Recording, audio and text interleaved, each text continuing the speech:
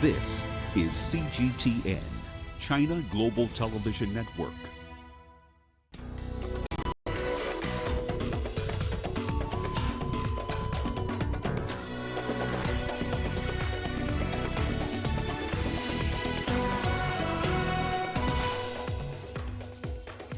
Over 130 civilians killed in gruesome attack in Burkina Faso. Africa's ambition to manufacture its own COVID-19 vaccines gets a big boost after an agreement between Senegal and a Belgian institution. And we look at efforts to protect the environment in Africa to keep the effects of climate change at bay. Hello everyone, welcome to Africa Live on CGTN with me, Beatrice Marshall, in Nairobi. Also coming up on the program, Ethiopia seeks to show up its energy resources with 100 more dams in the coming years. And meet the Ivorian Burkinabe designer who chanced on a career that has made him a fashion icon on the continent. We begin the hour in Burkina Faso, where gunmen have killed at least 130 people in Solhan village in the northern part of the country. According to the government spokesman, Wisene Tambura, the attack was orchestrated by suspected jihadists. No group has, however, claimed responsibility for the attack. The local markets and several homes were also burnt down in the area toward the border with Niger. Violence by jihadist groups in the Sahel region is increasing despite the presence of more than 5,000 troops in the region. More than 50 people were killed within a week in April. Residents in Ouagadougou are calling on the government to take action and stop such attacks from happening again. There is medicine for COVID-19, but these attacks, how are we going to deal with terrorism? There is no medicine for terrorism. It is with a lot of sadness that we speak of this event because this massacre is the biggest massacre that has taken place in the country's history. This is the first time that there have been so many deaths at the same time in a single operation, and above all, so many civilian deaths.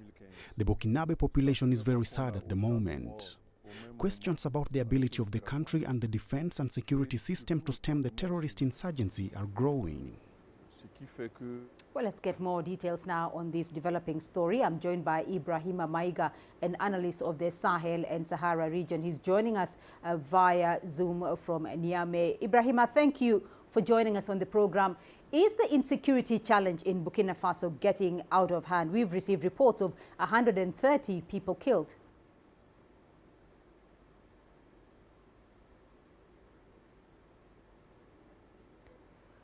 Apologies for that. We will return to Niamey a little bit later in this program if we can.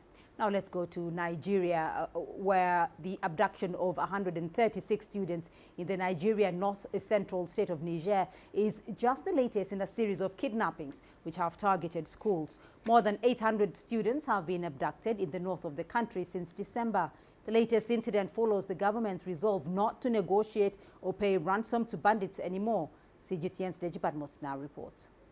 Authorities of Niger State say efforts are on to secure the release of the 136 students, but they are not disclosing much on what has been done to free them. The bandits had demanded $242,000 as ransom to free the students, but the government says it doesn't pay ransom. The bandits have threatened to kill the children if the ransom is not paid. Security experts say this is one abduction that should not have happened in the first place. The timing of this adoption brought daylight, and this particular community is not isolated communities like the other previous ones. This is a place that is semi-developed, and so a lot of activities. One would have expected some interception even before the act was committed. But once the act was committed, once the children are in the custody of these adoptees, adopters, definitely you know that even though if security agencies are closing in on them, they may not use force because of the collateral damage that it may cause. The head teacher of the Islamic school says more than 100 of the pupils being held hostage are between the ages of 4 and 5. The spate of mass abductions across the country has got many people disturbed. The question is, how did we get here? And where are we heading to? It's a question that is very difficult to answer, but I will try to put it at the doorstep of the leadership. I feel the government also is overwhelmed.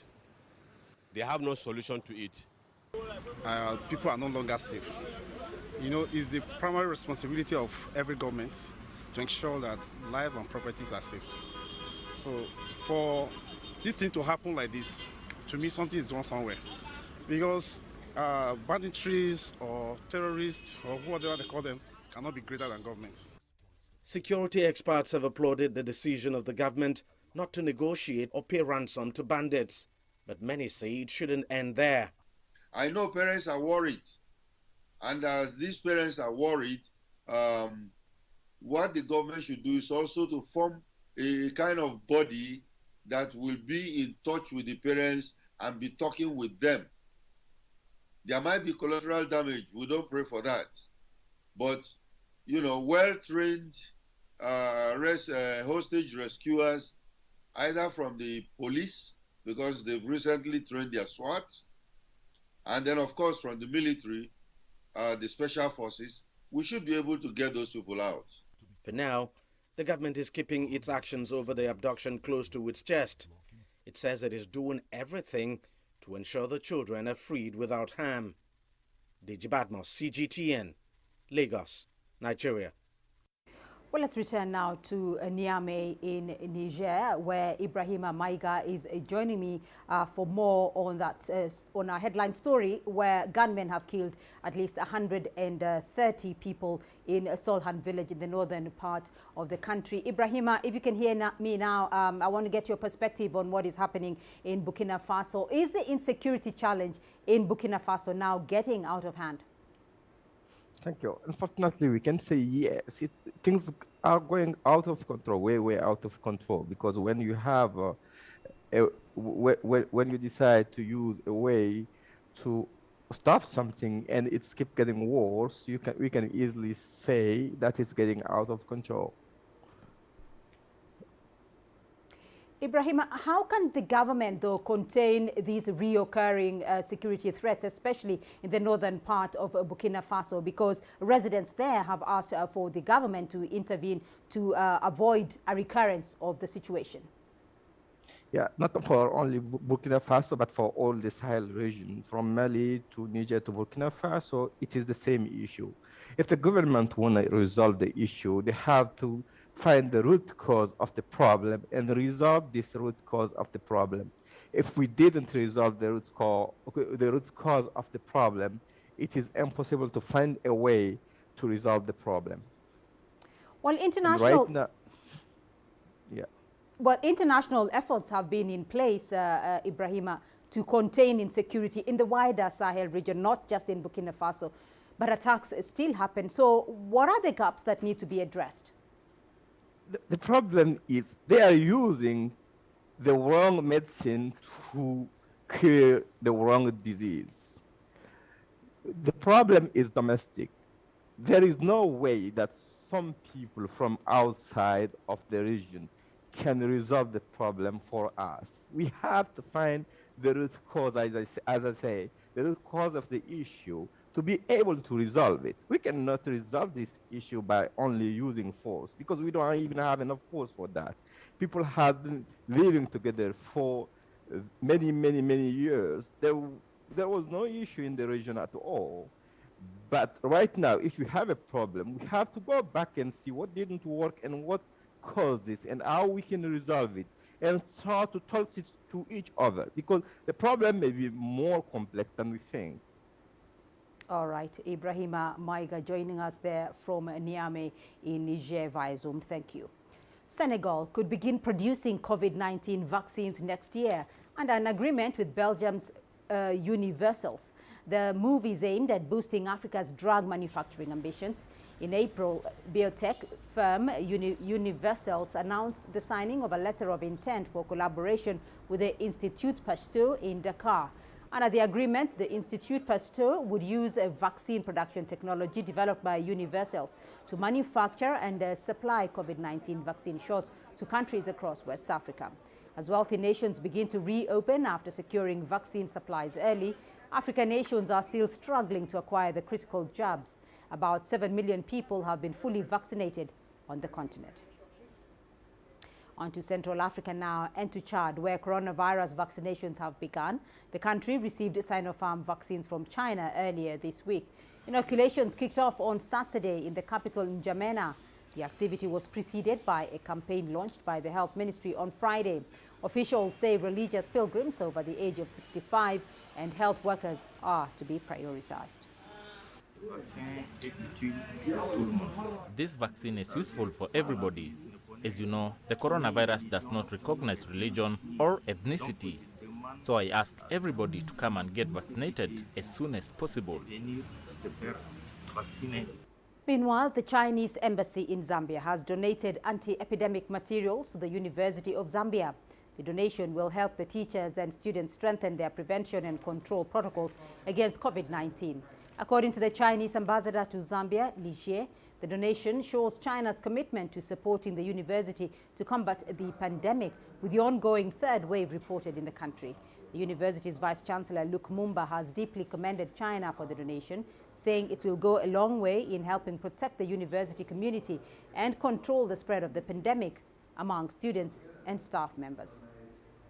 So we like to protect our staff and students. So this donation really from the People's Republic of China has come very, very timely, and we are so grateful. We are a huge university of about 30,000 students. So on our own, it's a challenge to meet the Ministry of Health measures or guidelines against COVID-19. So we need partners such as China, like they have done today, to come to our aid. So we are very, very grateful.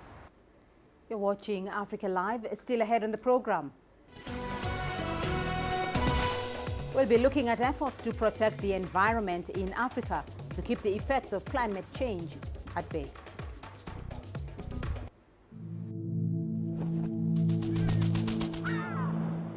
How will your world change today? What happens here? What happens there? Or what you make happen for yourself. If it matters to you, it matters to us too. Your stories are the stories that need to be told. Africa Live. Find your voice. I try to not let it affect me, but there are days when it does. I'm a human being, and to see patients in a hospital bed and their family members are not there, there's no one there to hold their hand, that human touch, you know?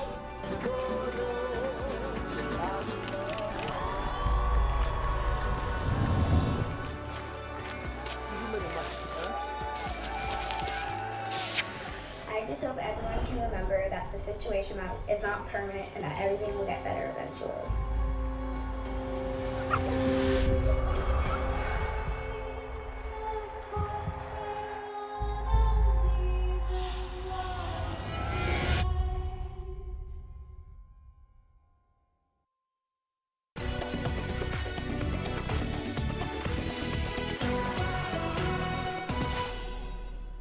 After nearly 15 years of trying to build a wall of vegetation across the Sahel region in Africa, little has changed, according to the United Nations.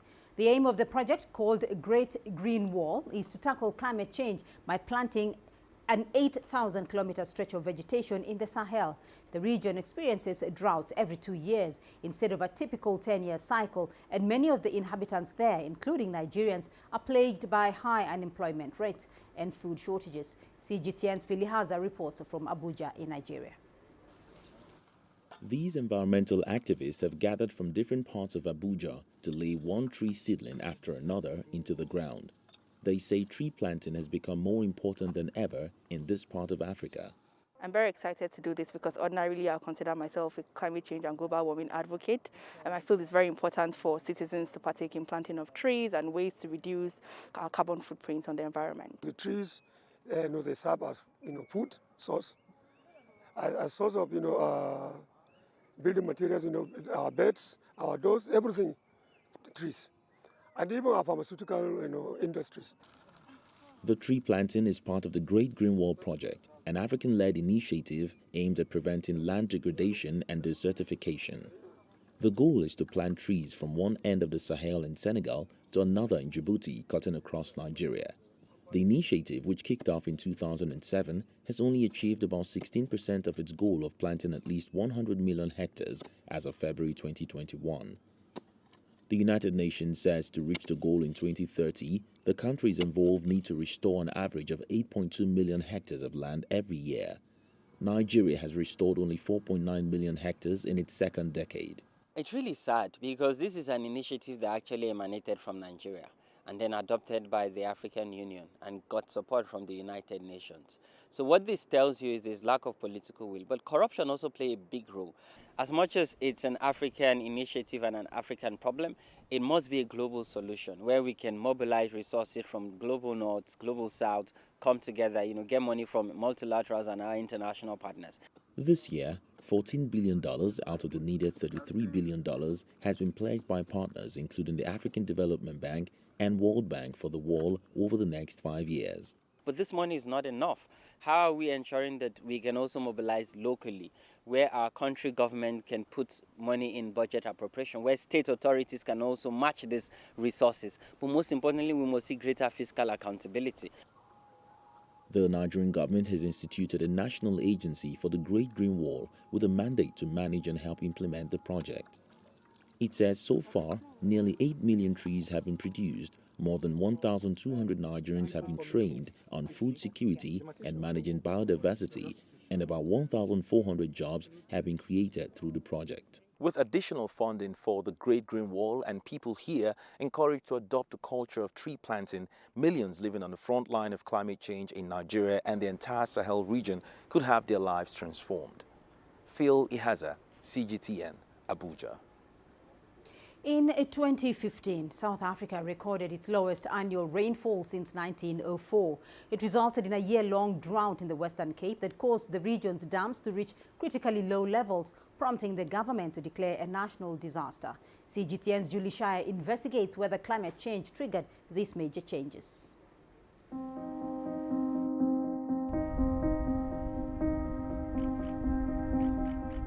South Africa's Western Cape drought had the province and the city of Cape Town on its knees. The 4-year-long drought resulted in widespread water shortages, significant drop in agriculture production, and tens of thousands of job losses. I set out to ask scientists, experts, and farmers if the effects of climate change were to blame. This was South Africa's worst drought since the turn of the 20th century. I mean, since 1900, we never had a drought of that magnitude.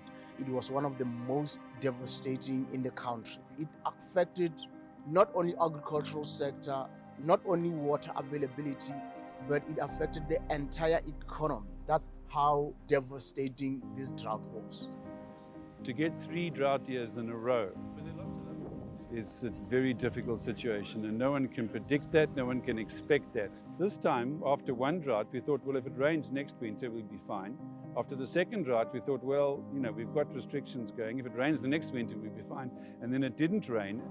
We detected at least a degree of warming in the last 100 years. And this is due to human-induced climate change, which is emissions, carbon dioxide and other emissions into the atmosphere.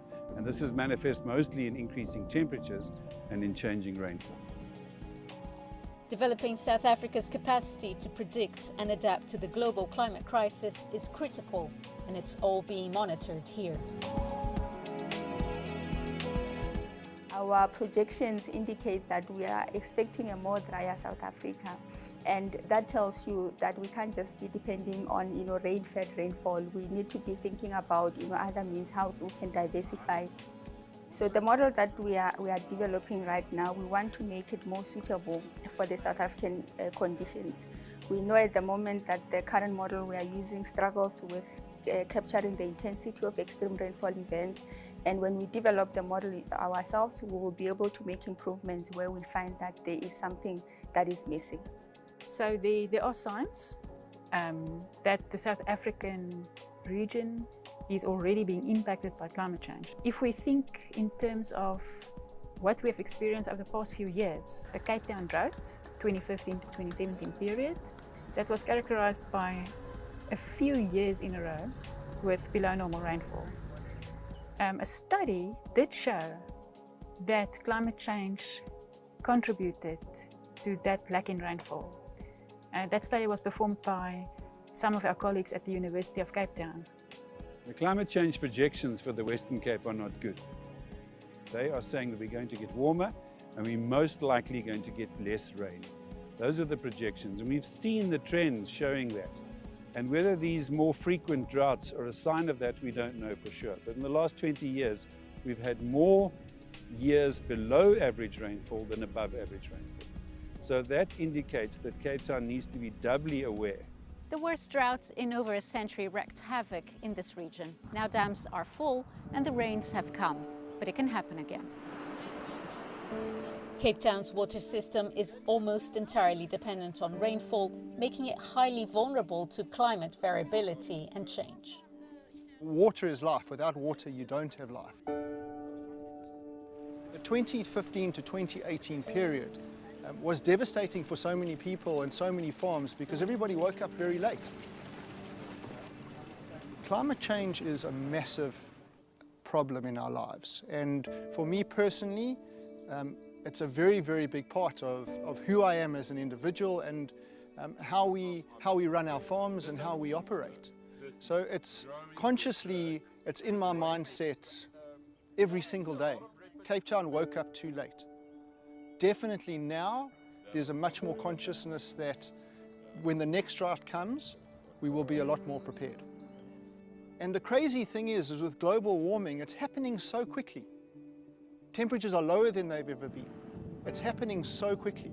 So it's not about the next generation, it's about our generation. It's about the next 5 to 10 years. What's that going to look like? And if we don't do something about it, this could be a very scary place to live. We had a hunch it was coming, but then there's the farmer always hope it's going to rain next season, it's going to rain next season. And yeah, it hit us. We need water for everything. I mean, water gives you tonnages, it gives you size, it gives you crop. And at the end of the day, it's all about income and survival. The big dams that used to supply us, they cut us by about, 70%. But we had proper technology. We've got drip irrigation around the farm, connected to a computer. Farmers that didn't have that technology definitely felt it. Some people had no water. I think climate change got a lot to do with it, and I think there was a bit of ignorance as well. I think especially the city of Cape Town, they saw this coming a long time ago. No dams have been built in quite a while. I think they could have started a long time ago just educating people. Water restrictions maybe a year or two earlier, so the dams could be fuller for a longer time. 2015, start of the drought. 2016, was probably the worst harvest we had in many years. Went all the way through to 2018. Only 19 and 20 that we're sort of starting to recover. We had tremendous issues with quality during drought because the grapes just don't have the flavor profiles they should be getting. Having an effect on what are we going to be planting going forward. If that's the sort of weather pattern that we're going to see going forward, we need to plant grapes that can be more resistant to drought and warming climate change. Climate change is a long-term thing, it's not we can't see a shift within 5 years or 10 years, but I can see in 25 years, I can definitely see a shift. Even if you go up country where I grew up, there are periods where people, 7 years no rain. It's changed, and we really need to adapt in our approach in the agricultural area to make sure we are geared for the future. It's a very simple equation. People need water to live, to cook, to eat, to drink, but they also need water for recreation. People need water for all sorts of reasons, and one can't deprive them of that water. But it is very important that we understand and we monitor the water usage in times when we do have water. Water is a source of life. It anchors most of the economy from agriculture. So when you run out of water, you are coming very close to having an environment that is uninhabitable, that people won't live in that environment. Either their lives end or they move to an area where there is water. Climate change is really just one of our problems. Another problem is that we don't do sustainable and regenerative agriculture. If you do farm sustainably, you are more resilient against climate change. I'm Farmer Angus. I practice regenerative agriculture. And this is one of the things that we do on the farm. These are called eggmobiles. The hens, they overnight in the eggmobiles. They lay their eggs in the eggmobiles. And then we move these eggmobiles every single day of the year to fresh pasture. Angus believes that the secret in fighting climate change lies in regenerative agriculture. Just on our little farm, we have just been paid for sequestering, in other words, taking CO2 out of the atmosphere into the soil. 7,100 tons is what we sequestered over the last 3 years. And that's on a tiny scale in 3 drought years with an understocked farm.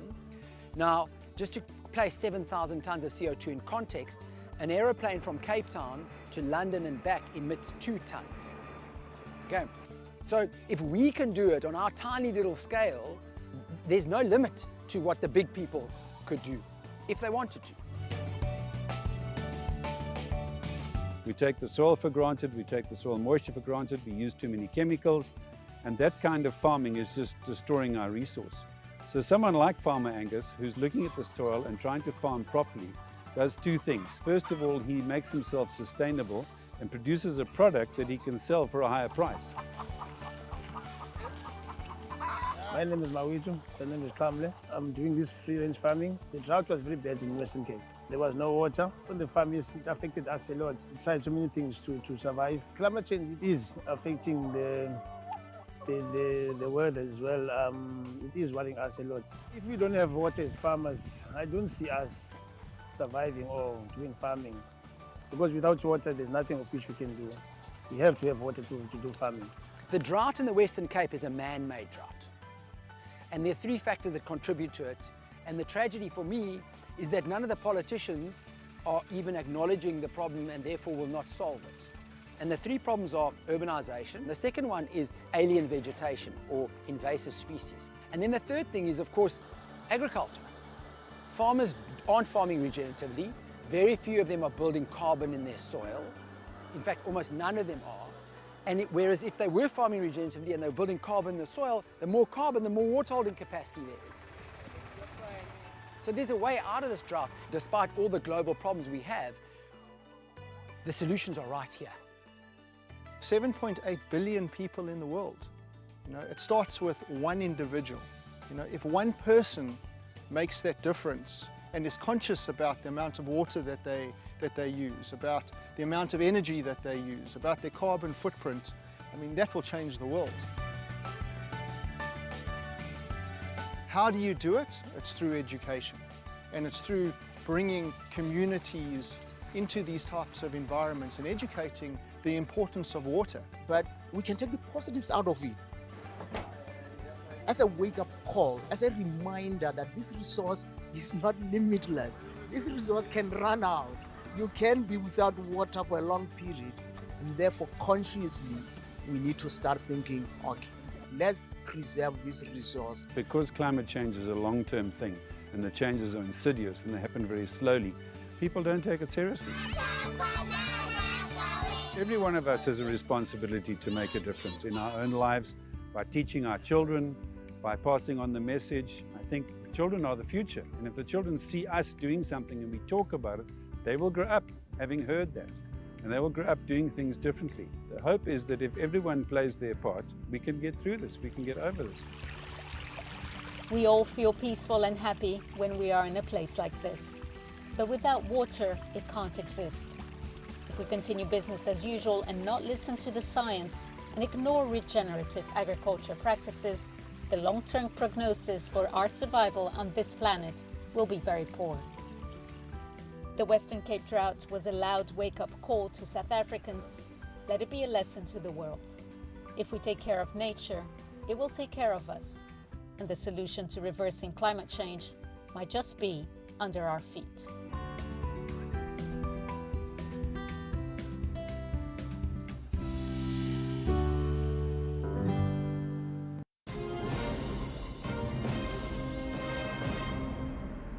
And here's a quick recap of our top headlines this hour. In Burkina Faso, gunmen have killed at least 130 people in Solhan village in the northern part of the country. According to the government spokesman Wuseni Tambora, the attack was orchestrated by suspected jihadists. No group has, however, claimed responsibility for the attack. Senegal could begin producing COVID-19 vaccines next year under an agreement with Belgium's Universals. The move is aimed at boosting Africa's drug manufacturing ambitions. In April, biotech firm Universals announced the signing of a letter of intent for collaboration with the Institut Pasteur in Dakar. And in Chad, coronavirus vaccinations have officially begun. The country received Sinopharm vaccines from China earlier this week. Officials say religious pilgrims over the age of 65 and health workers are to be prioritized. And that's a look at your headlines. Well, let's now take a quick look at your business news. Here's what's ahead. Ethiopia seeks to shore up its energy resources with 100 more dams in the coming years.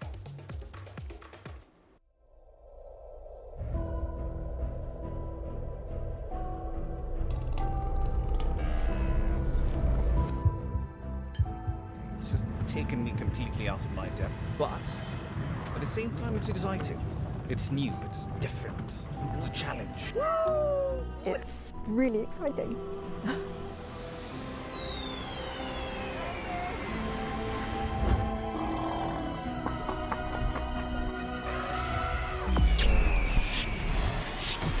Over the last 14 hours of rain.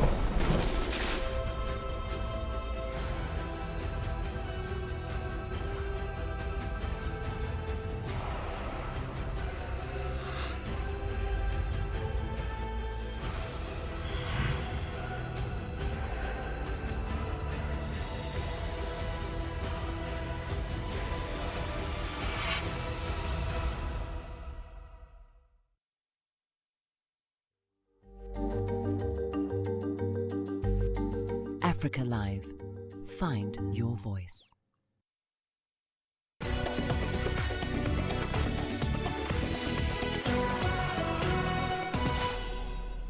Ethiopian authorities have expressed determination to build 100 dams in the next few years to boost irrigation and hydroelectric power generation. Currently, Ethiopia is building Africa's largest hydroelectric dam on the Nile, which is now 80% complete. Here is CGTN's Gerum Chala with more. Prime Minister Abiy Ahmed has outlined a plan of building at least 100 dams across the country. The new dams will be a priority area of development for Ethiopia in the next year or two. Repeating the all-rounded successes we have registered last year, especially on health, education and road projects. Next year, the government's main plan is building small and medium dams in all regions. Abiy said his nation must consider its water resource as the main gateway to achieving economic success and lifting citizens out of poverty. If we do not seriously work on our water resource, if we do not start seeing water as our precious resource, and if we do not see it as our main gateway to development, we won't be able to achieve prosperity for this country. Therefore, the government's attention now will be diverted into building several small and medium dams. The main goal for this project is to enable us to produce food 3 times a year. But some parties believe this plan would further diminish cross-border water resource. The spokesperson of the Ethiopian Ministry of Foreign Affairs says Ethiopia will deliver the projects while respecting international laws. We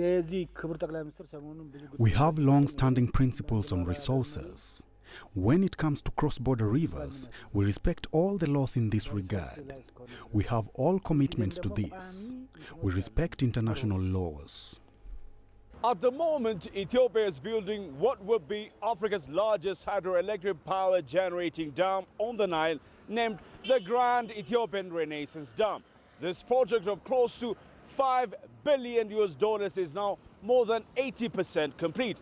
Ethiopia is determined to finish GERD and generate power in few months despite an ever-mounting regional and international pressure. Grumtara CGTN, Addis Ababa, Ethiopia.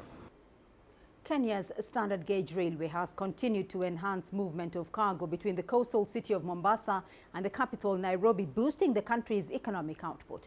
The Chinese-constructed railway line has revived a mode of transport that had collapsed many years ago. CGTN's Enoxi Kolia reports. This locomotive engine has transported freight across Kenya's heartland for over 3 years now. We found it arriving at the Nairobi terminus headed for the inland container depot. Pasture for this Chinese-built workhorse is increasing each year as many transporters shift to the rail. It had been scheduled to transport cargo from Nairobi to the port of Mombasa. At the Nairobi ICD, a crew of crane drivers, line managers and record keepers will be loading wagons with containers ready to be moved to the coast. This is the platform where the loading and unloading of cargo onto wagons happens. Now, according to Afrista, the company that runs the SGR, cargo transportation by rail increased significantly in the last 1 year. They believe that rail transport will once again become the backbone of Kenya's transport industry. At the center of this re-emerging transport giant sits Nairobi Terminus, the biggest rail terminal in Kenya. Slightly over 682 tons of cargo passes through this railway station every month.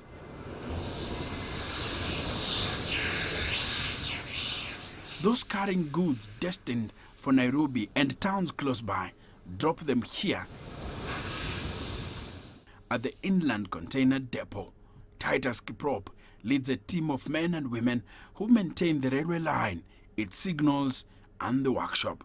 He says he has proudly seen the number of trains and cargo delivered on rail grow through the years. The reason is because it's more cheaper, it's more efficient. In Mombasa, this train is headed for the port. It's carrying export containers and some empty. It will return to Nairobi, ferrying imports destined for the capital city and other parts of Kenya and neighboring countries like Ethiopia, South Sudan, and Uganda. For several decades, transportation of cargo from the coastal city of Mombasa to other parts of the East and Central Africa region has been on road. But with rail transport gaining momentum in Kenya, transporters are slowly moving from the road to the rail. Just between the period that the SGR was opened for operation up to now, I've seen a huge growth in terms of cargo movement.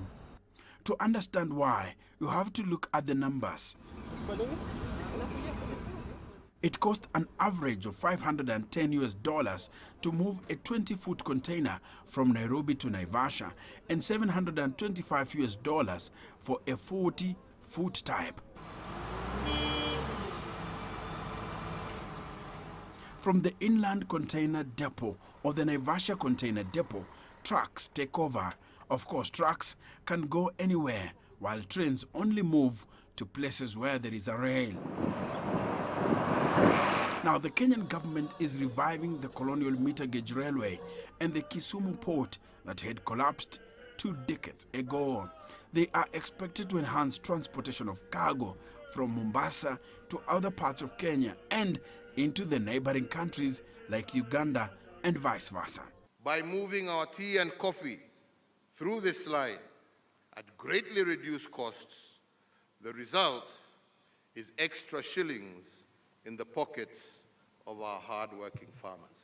In February this year, Afrista, the company that runs the SGR, announced that the movement of containers on the railway line from the port of Mombasa had increased by nearly half. At that time, SGR had moved over 186 cargo trains. Enoch Sikolia, CGTN, Mombasa, Kenya. Ivorian Burkinabe fashion designer Pathe Ouedraogo left his village in Burkina Faso in 1969 after his slender frame ruled him out of working in Cote d'Ivoire's cocoa sector.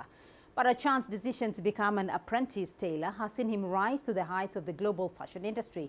Pathe has made a career out of dressing presidents, global icons and promoting African fashion around the continent. Take a look. Pathe is celebrating a career spanning 5 decades that has seen his uniquely colorful shirts and dresses become must-haves for Africa's most famous leaders and celebrities.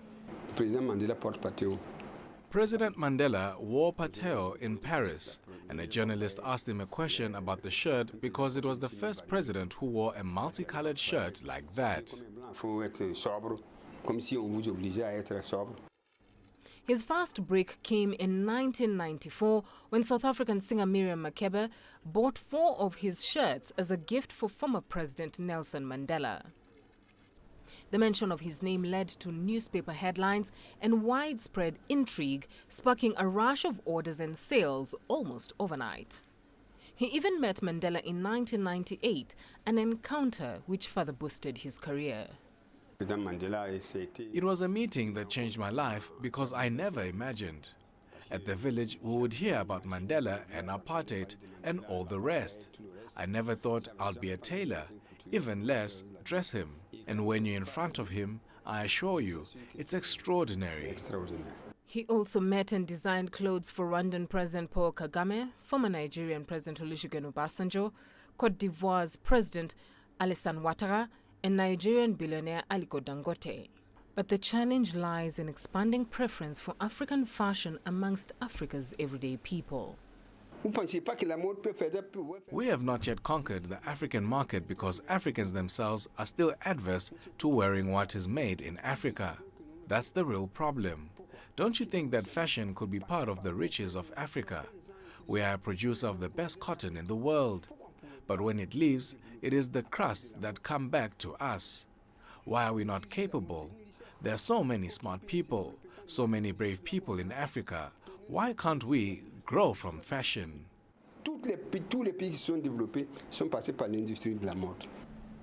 Pathe believes the key to showing Africans the value of their style is to open up their eyes to the various development opportunities that fashion has to offer. Today, when you go on Google and type African fashion, right away, Pathe is the first name that comes up. There was Christ Saido before, but unfortunately, Christ left too early. Soon, there was Alpha Dai and Pathe. I think he is one of the greatest. Pathe maintains a sense of humility as he celebrates his anniversary show with bright fireworks blossomed from creative works showcased in international catwalks. Beryl Oro, CGTN. Let's now take a look at your sports news. Here's what's ahead. Kenya's tourism sector ready to reap from June's World Rally Championships Safari Rally.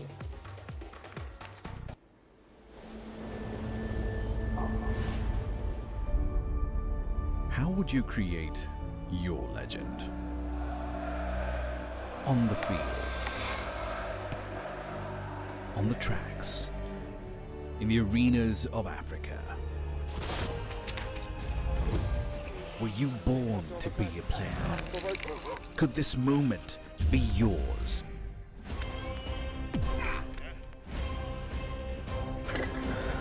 Sports Scene. Find your game.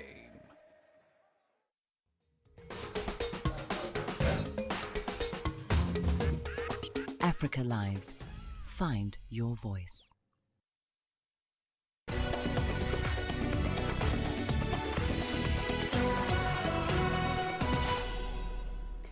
start our sports segment in Kenya, where the tourism sector is repositioning itself to reap from the World Rally Championship Safari Rally that will return to the country from the 24th to the 27th of June after a 19-year hiatus. The Safari Rally, which will feature the world's top drivers, was born as the East African Coronation Rally in 1953 as a motoring event to commemorate the coronation of Queen Elizabeth II of England.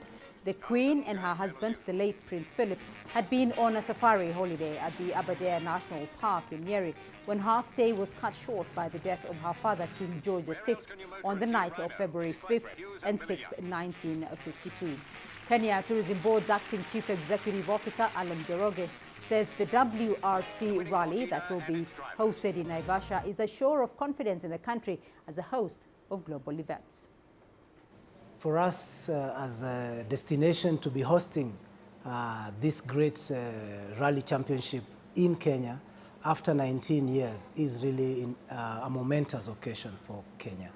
And for us, we are looking at the rally as an opportunity to be able to showcase what destination has to offer, both for our international audiences as well as for the domestic.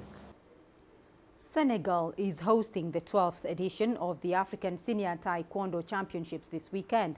Hundreds of athletes representing more than 30 countries across the continent have converged in the Dakar Arena for the event, with this year's edition serving as an important tune-up event for the Tokyo 2020 Olympics. Former African champion Bala Dieye, who represented Senegal at the Rio 2016 Olympics, says the event will give the country's athletes an opportunity to learn ahead of the Dakar 2026 Youth Olympic Games. Dieye, who now serves as the president of the Senegal Taekwondo Federation, further noted that the African Championships are a good dress rehearsal for the Youth Olympics. We tried to do our best with the Senegalese Taekwondo Federation. We showed that we are able to organize with the best world-level practices. It's the last stage before the Tokyo Olympics, so the athletes are preparing all the time despite COVID-19. Our athletes are not preparing for Tokyo here. We just have one athlete preparing for Tokyo. He's in Germany right now. So to tell you that African countries are preparing properly to win medals in Tokyo. The just concluded inaugural Basketball Africa League in Kigali was widely hailed as a game-changer for the sport on the continent. One of the main architects of the BAL and the push to bring NBA basketball to Africa is Masai Ujiri. The president of the 2019 NBA champions Toronto Raptors sat with CGTN's Mohamed Abubakar for this exclusive interview. I'm delighted to be joined by Masai Ujiri, the president of the Toronto Raptors, here in Kigali. Thank you so much, Masai. Thank you. Let's begin by your personal assessment of the first edition of the Basketball Africa League. First of all, thank you. Thank you for having me. It's been incredible. Really, really fun, and just seeing everybody, seeing it come together, I think is it's very unique because I know how much work has been put into this on the NBA side, and Bal and everybody involved with this. Amadou Fall, obviously, like leading this charge. I think it's something that we've all wanted to see on the continent, to have our own league and to have it owned and backed by the NBA, I think is really strong. What do you believe will be the impact of this league to the development of basketball in Africa? We have to build youth and we have to build talent. So Africa, the talent are its people, and we have a youthful population on the continent. We're blessed that way, where we have to create a path for them, and it's going to start in communities. It's going to start in different environments where we have to put up infrastructure where it grows. So all the programs you build around the continent, whether it's the junior NBA or junior leagues anywhere, whether it's youth camps, however you build it, you have to grow it to a certain level so the talent meets where this league is. So there's a lot of work that we have to do to continue to groom this talent from a grassroots standpoint where it actually like meets the level of a league like this. Masai, with the heavy presence in Africa now, do you believe we will be able to see more talents from the continent make it to the NBA? We're hoping, yeah, we're hoping. Again, I come back to infrastructure. It has to come down to that, where we have to continue to build courts around the continent, where talent continues to develop. We have to spread our wings in programs. We have to go into countries where there's a lot of talent also. Yeah, we cannot underrate that at all. The Nigerias, the Senegals, the South Sudans, the Congos, the Cameroons, you know, like we have to go into those countries and really like develop some of this talent. In terms of going to the NBA, it's a difficult league. It's a tough league. That's 300, 400 the best players in the world. It's not easy to get to, but there's one thing that's very difficult to find around the world. The most difficult thing in any sport is talent, and we have talent on the continent. Lastly, Masai, your advice to African countries and federations when it comes to sporting talents at a very young age and nurturing them all the way to making it to pro ball? I hate to criticize the continent or Africa like this or federations, but we have to do a better job, I think, studying the game and studying other leagues. Yeah, and I think Bal has done an incredible job, Amadou has done an incredible job exposing some of these teams to see how teams are built, yeah, to see setups of teams, right?